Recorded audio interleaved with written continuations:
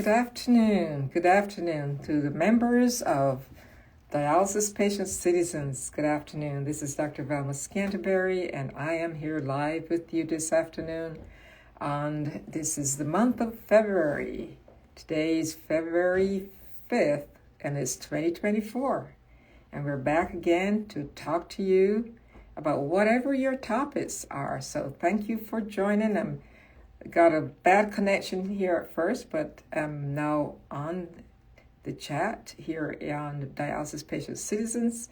This is Dr. Velma Scanterbury, and I am the medical consultant for this wonderful group of patients, supporters, caregivers, friends, family, and members of the Dialysis Patient Citizens group. So, the 1st of January, that was, I think, New Year's Day or day after New Year's Day, so we weren't able to have a meeting then. But so, this is our first meeting on Instagram for 2025. So I hope you guys are all having a wonderful time so far. I know with the beginning of the year, we make all these New Year's resolutions of all the things we plan to do and we hope to do, but it's all a journey of getting us to wellness, is it not? Our goal is really to figure out what we need to do to stay healthy. If you're on the dialysis, we want to also make sure that you are doing those things that keep you healthy, whether it's eating right, whether it's controlling your phosphorus, whether it's making sure that you don't miss dialysis, because that's very important. Some people say, well, I didn't feel well today, so I'm not going to dialysis. No, you don't want to do that. You don't want to miss your dialysis days. You want to make sure that you're getting those bad metabolites out of your body. The more you miss dialysis, the more those things accumulate, adding to pause there for a minute. And so, yes, I was talking about not missing your dialysis and making sure if you feel ill, if there's anything that is out of the ordinary for you, you want to bring it to the attentions of your physician and your caretaker so that you can really find out if there's something unusual. So for those of you who are waiting for a transplant, you know the importance of staying healthy. And as we enter into, as February, is Heart Disease Month and focusing on heart disease. And heart disease is certainly the number one cause of death when it comes to patients with dialysis, as well as patients who've transplant patients, because you really want to make sure that your heart's in good condition. And one of the most important things in working up anyone who's been on dialysis or anyone who is trying to get on the transplant list is that you want to make sure their heart's good. If you've been on dialysis for a long period of time, 5 years or 10 years, actually there's a correlation with the amount of heart disease that you may have and your longevity. So it is important to keep your heart in good check. Part of that is by, if you're on dialysis, making sure you're being compliant with your volumes. If you're on hemodialysis or any dialysis and you're making urine, then you have some output. And so your body is able to control the amount of fluids that you have, because you're going to urinate some of that out, even though that urine may not be taking the bad things out. You can still get a balance. So the more you urinate, the more you're able to take in. But when you get to the point where you're no longer making urine, then your input has to be less, because your body is going to hold on to all that fluid and you're going to have to figure out how to dialyze it out. Either you're going to exercise and sweat it out if you can't urinate it out, or you're going to minimize and not take as much, which means you're going to decrease your intake so that you're not putting your heart in jeopardy. So that becomes a very important thing, which with every episode where you're gaining extra weight between dialysis, that's a strain on your heart. So heart disease is number one priority. And if you're on the list for transplant, you know that you would get your annual heart check, whether you're young when you're getting a repeat echo. If you're older, you may get a stress test. And if you had diabetes for a long time, it may require a cardiac cath, making sure that your vessels are good, that you don't need any stents or you don't need bypass surgery.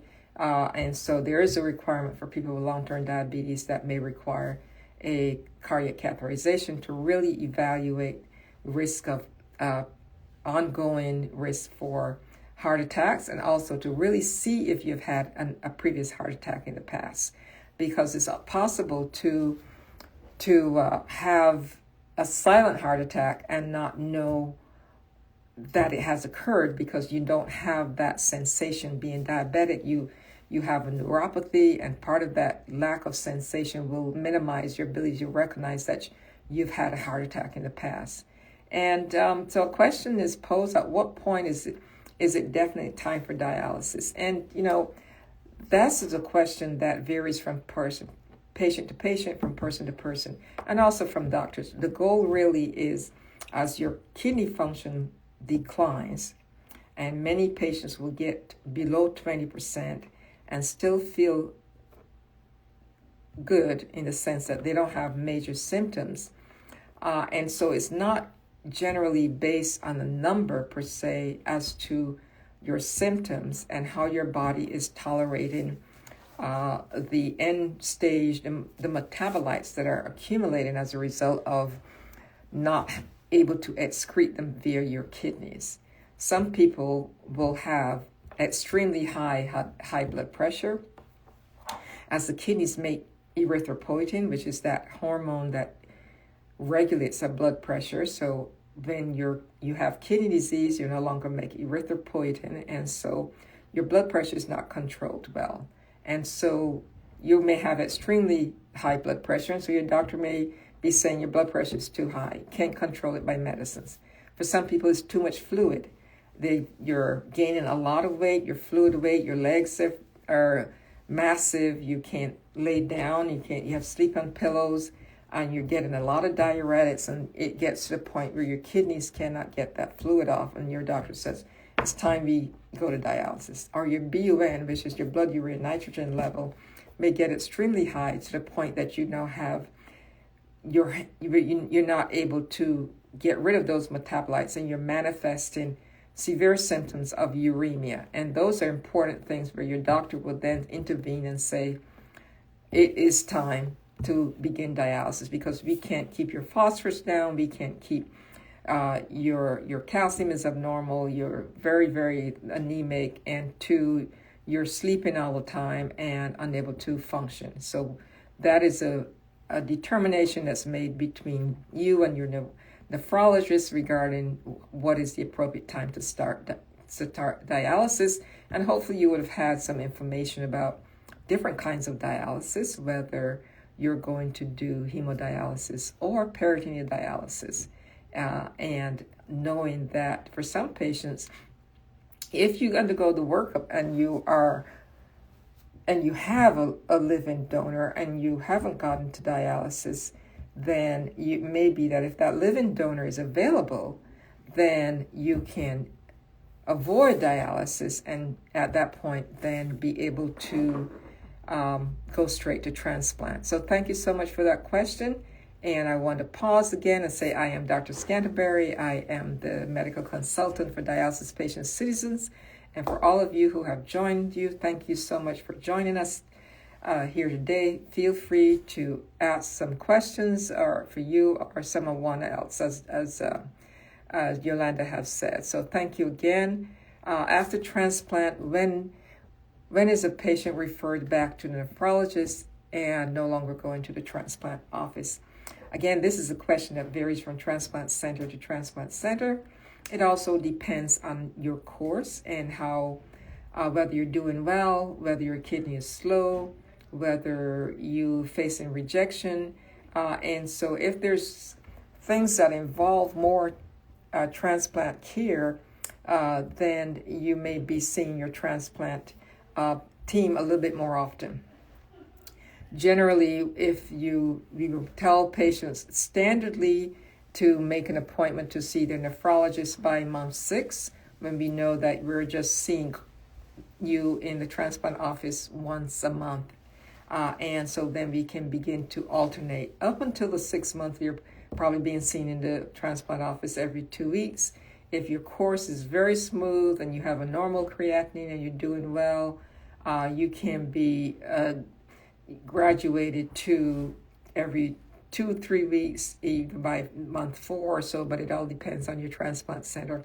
They want to be the ones to control your immunosuppressive agents. They want to monitor for rejection, make sure you don't have any virus infections, and then be able to alternate with your nephrologist. So you may get blood work every month after month 6, and see the transplant office every other month, as well as with alternating with your nephrology office. So it depends on if you're still needing the biopsy, or if you're still needing to be treated for virus infections.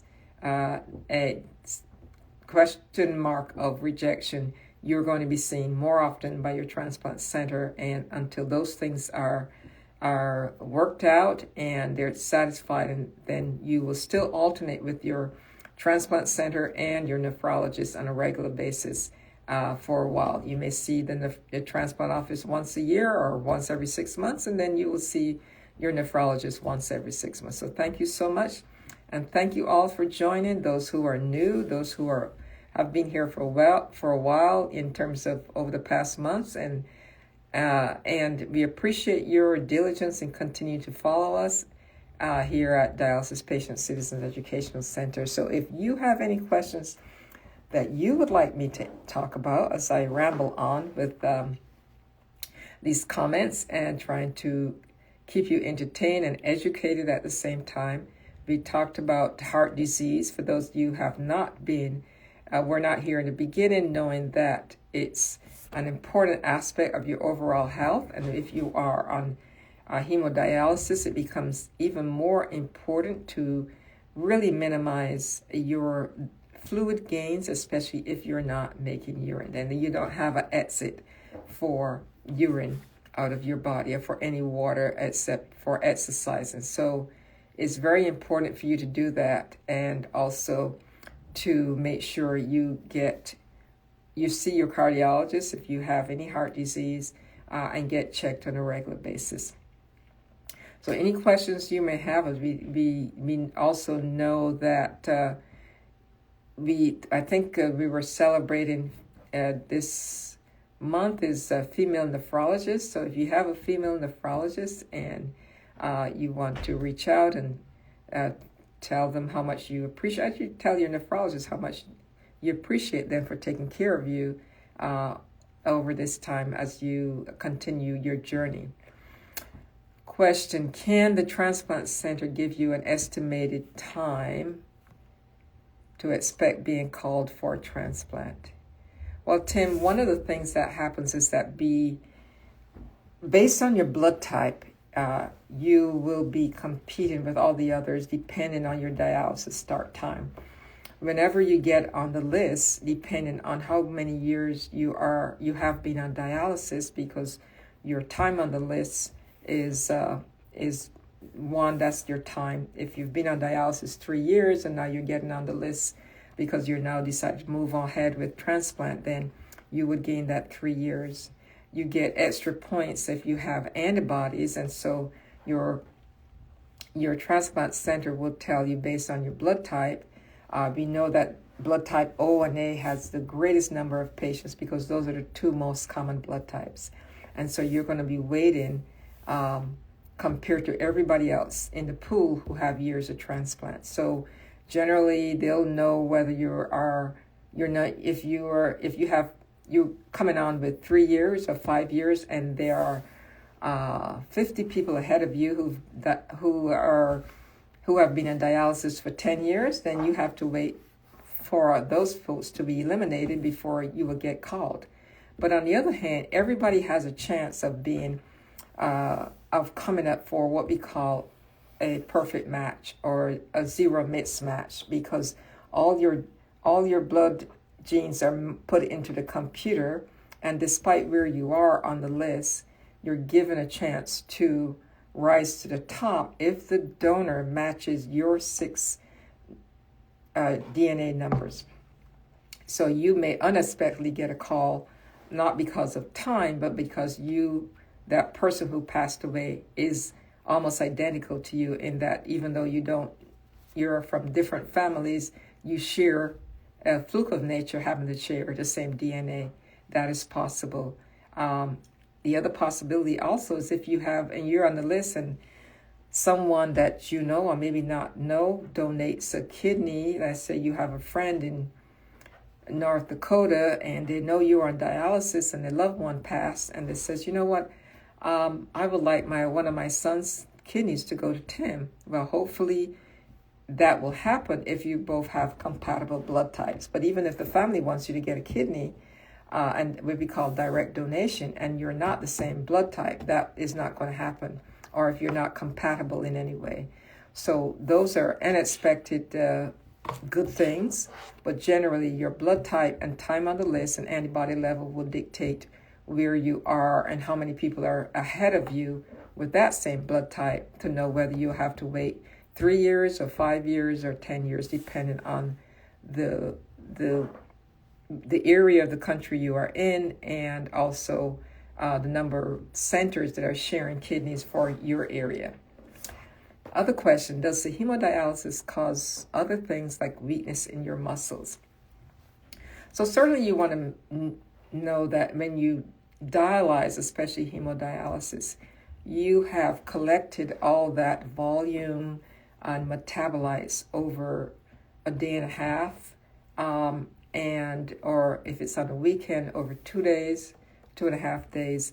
And now you are going to hemodialysis, depending on if you're doing it in center, and you're pulling all those things out of your body, and you're trying to cleanse your blood over 4 hours. And some of you, sometimes I know you argue about cutting your dialysis short, but remember, the things that accumulated are now trying to squeeze out of your body in 3.5 hours. That equilibrium of fluid shifts from fluid in your muscles, fluid in your tissues, and the pull of that out into your bloodstream, into the tube and into the dialysis machine, and return your blood. That constant cleansing and pulling is going to weaken your overall system, especially the more that fluid that has to be removed. So that imbalance occurs as if you're trying to squeeze a sponge and get the fluid out of your body, get the bad metabolites out, get your potassium down. All those things is going to change a shift. Some people feel terrible after hemodialysis because we've now drained your body, and we've now tried to shift all that fluid from your tissues into your bloodstream so that it can be taken off. And that is a tough equilibrium that makes it hard sometimes too. And so it's not just your muscles, it can be your brain, it can just be your overall fatigue. And some people feel that they need to go home and lay down and take a rest because now you've done a major shift. So yeah, minimize your fluid so that your dialysis treatments are not torture and that you're not having all those imbalances that occur after treatment. If a transplant center does not qualify you, should a patient try for another center?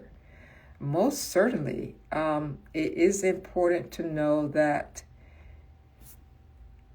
the criteria from one transplant center to another may vary depending on how many they do, what the surgeons are willing to accept as challenges or criteria that they feel is not necessarily going to affect the outcome of that patient. So one center may have a weight cutoff at a certain weight, where other centers say, we don't think that matters as long as these criteria are in place and we're able to put the kidney in. So just because one center turns you down, do not think that that's necessarily going to be the cause at another center.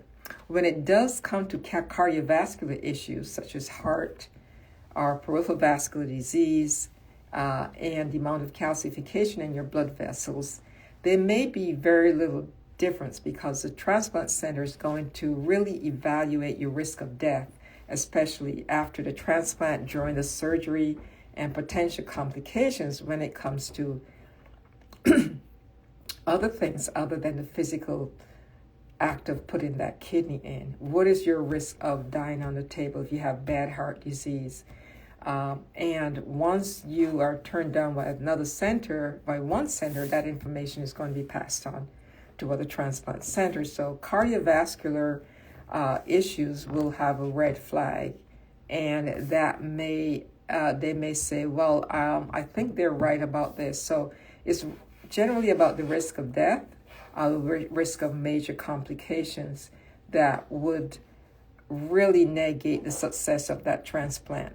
For instance, if you have 5 vessel disease and you have an ejection fraction of 25% or 20%, and you get turned down, meaning your heart's not pumping well, then without good heart pump, you're not going to have a successful kidney transplant. So that may not change.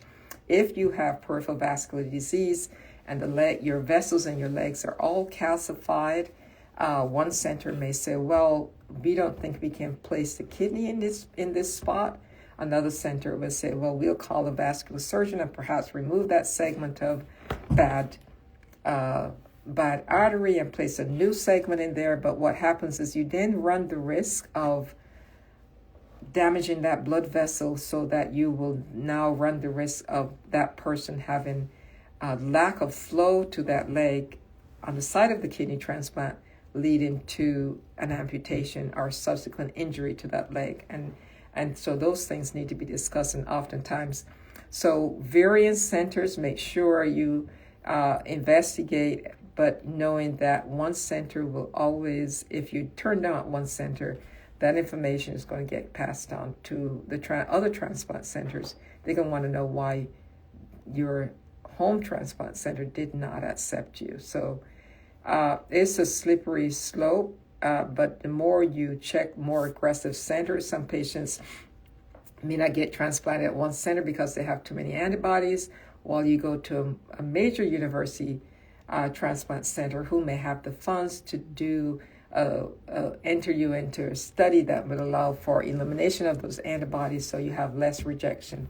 And so those, you want to not just give up hope, but do your research, call around, see if there's an opportunity for you to be transplanted someplace else. So thank you for that question. That was really good.